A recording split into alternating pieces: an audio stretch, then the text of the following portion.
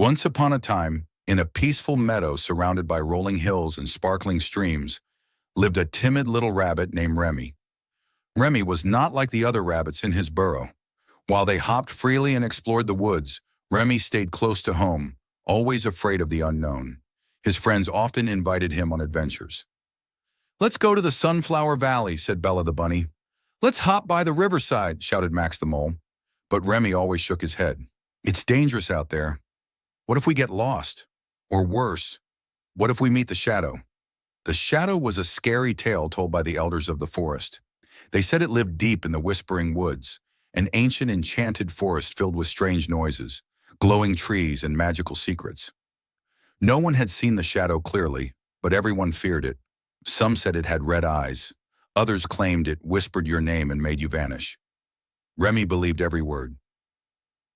One cloudy afternoon, Remy was playing outside his burrow when Bella ran to him, panting and terrified.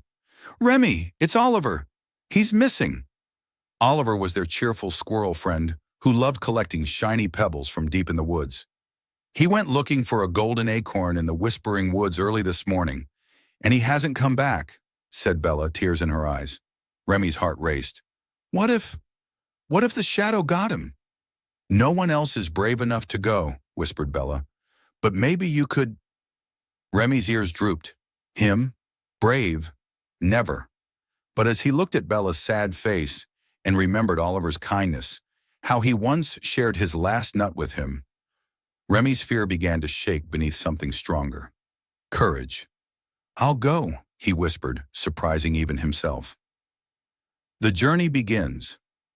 As the sun dipped behind the hills, Remy packed a tiny bag with berries, a leaf map, and a courage stone, a shiny rock Oliver had given him. With trembling paws, he stepped into the whispering woods. The forest was unlike anything he had ever seen. Trees shimmered with golden bark, and mushrooms glowed like lanterns. Fireflies danced in spirals, and strange music echoed from nowhere. But it wasn't long before the forest grew darker. Vines twisted like snakes, branches creaked overhead, and shadows danced on the mossy ground. Remy stopped. "I shouldn't have come," he thought. Suddenly he heard it, a whisper in the wind. "Remy!" He spun around. "Who's there?" There was no answer. Then he saw it, a tall, dark shadow, moving between the trees. Remy dropped his bag and ran. He stumbled over roots, scraped his knee, and hid behind a log, shaking. "I can't do this," he whimpered. "I'm just a scared rabbit." But then he remembered something. Oliver's laugh, Bella's hope, and the courage stone in his bag. He took a deep breath. "Fear fades when you face it," he whispered. A shadow revealed. Gathering all his strength, Remy peeked from behind the log and followed the shadow. This time not to run away, but to find the truth. As he moved closer, the whisper grew louder, but clearer too. "Remy! Remy!" And then the shadow stepped into the moonlight. Remy gasped. It wasn't a monster. It was Oliver, tangled in vines, with a branch casting a huge, scary shadow behind him. "Remy, help!" Oliver cried. Remy rushed forward and began chewing the vines. "Hold still," he said.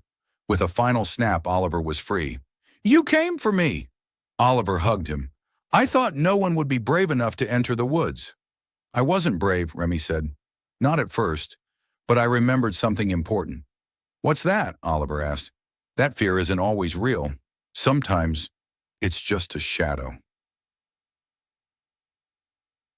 The two friends laughed and made their way back through the forest. This time Remy noticed how the trees swayed like they were dancing, and how the moonlight painted silver paths between them. They reached the edge of the forest just as dawn broke. Bella was waiting with other forest animals. "You found him!" she cried, hugging both of them. From that day on, Remy was no longer the timid rabbit who feared every shadow. He became known as Remy the Brave, the rabbit who faced his fear and discovered that the scariest thing in the forest was his imagination. Moral